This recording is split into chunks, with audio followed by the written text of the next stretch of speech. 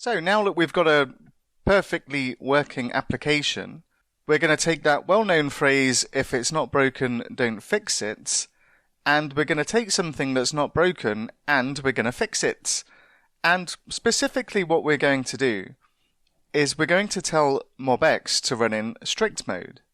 And in MobX, anything that mutates some states, and if we look at our activity store and we look at our load activities, then we can see that when we're calling this.activityRegistrySet, we're actually mutating state here. Now, the best practice advice from MobX is to run everything that mutates states inside an action. And it's tempting to think that because we've got the action decorator here, that all of this code is running inside this particular action, but this is not actually the case. What's happening here is when we call this await agent activities list, remember that async await is really just sugarcoating around a promise len chain. And if this was a promised len chain, and let's just say, for example, I used len and added some function inside here, then would this particular function be covered by this particular action? And the answer is actually no, because this is a new function that's not covered by this particular action. And the same applies actually for what comes after the await. This is equivalent to len, and it's actually a new function and it's not covered by our action here.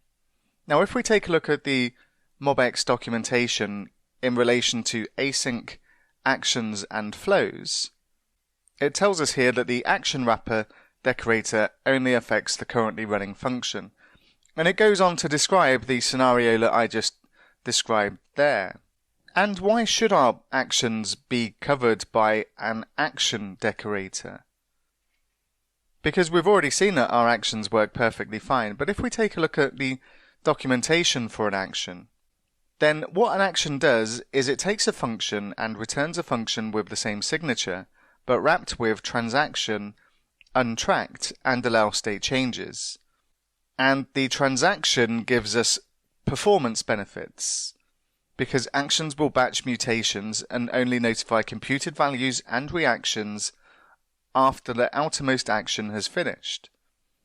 So it's good practice to make sure that all of our actions, or all of our functions that modify the observable states, are wrapped in actions.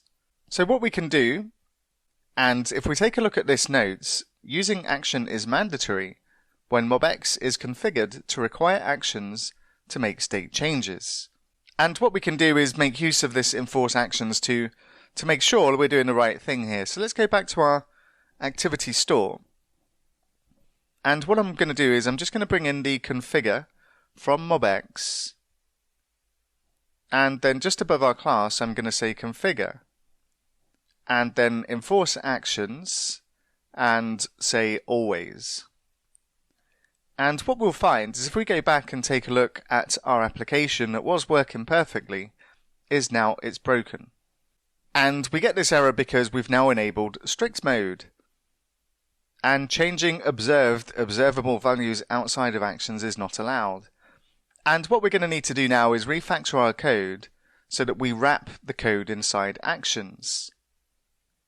And what it tried to modify here was the activity store loading initial property. And if we take a look at this, because we're currently loading our activities at this stage, this loading initial is fine because it comes in before our await call, but this loading initial is not fine, and this is the reason for the error. So what we can do to correct this is that after our call to await, anything below this we can run inside an action, and MobX provides a utility for this called run in action. And what we can do is after our await action we can say run in action, and this takes a callback.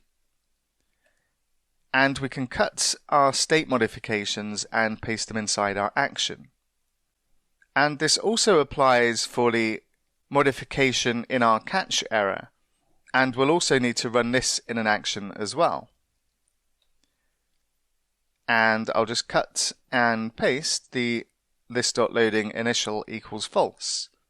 And this should resolve that particular problem, and we can see that now we can load our activities again.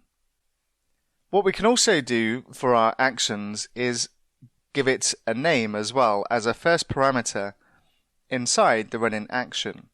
So what I can do is say loading activities as its name, and I can do the same for the running action here and say load activities error. Now this isn't going to do anything for us at the moment, and it's not mandatory to give it a name, but this does help us out when we introduce MobX DevTools in the next lesson. So what we'll also need to do is go through and do the same thing for our other actions that modify the state. And if we take a look at editing an activity, for instance, and I attempt to edit an activity, what I'll find is I get an error. And that's because we're trying to modify the state after a call to await.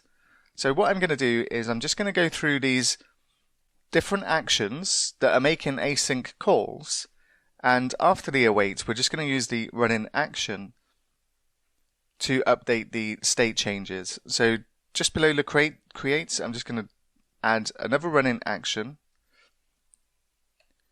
and cut and paste, and do the same for this submitting, and cut and paste that in there. And let's also give them names, because it does help us out when we're looking at our code inside MobX DevTools. And I'll just call this one creating activity, and I'll do the same for the error and say create activity error. Then we'll do the same for the editing of an activity, so I'll say running action, and we'll give this a name of editing an activity, and I'll just cut and paste all of these state changes inside here, and just do the same for the error, and cut and paste in this submitting, and just give this one a name as well, and say edit activity error. And we'll also need to do the same, of course, for the delete activity, so I'll say running action, and once again give it a name and say deleting activity, and cut and paste in the state changes.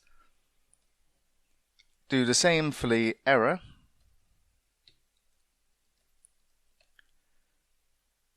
and give it a name and say delete activity error, and just cut the state changes, paste them in there as well. And let's just take a look and see where we are. So we've got our edit activity, our delete activity, and our open create form is not an asynchronous action, so we don't need to worry about this one or the open edit form or any other actions inside here. So what we should find now is that we can run our code and run our application, and we should find that everything works. And if I delete an activity, we don't get an error. If I view an activity and edit, and I update the activity, then this works fine as well. And one thing I did notice there is that when I edited the activity here, what I didn't see was a loading spinner. So let's just double check what's going on with that. And if I go to my activity form, let's take a look and make sure we're bringing in the submitting from the activity store, and we are. And in the button, we've got the loading flag set to submitting, but what we don't have is our activity form as an observer. So we need to make this an observer so that it can actually observe these state changes. And if I go back and take a look now, what we should find is that when I view and edit an activity, I'll update the title again, click submit. Now we see the loading spinner. So we're almost there. We've got one more thing to look at in this particular section, and that's adding MobX DevTools so that we can get more information about what's going on with our MobX store. And we'll take a look at that next.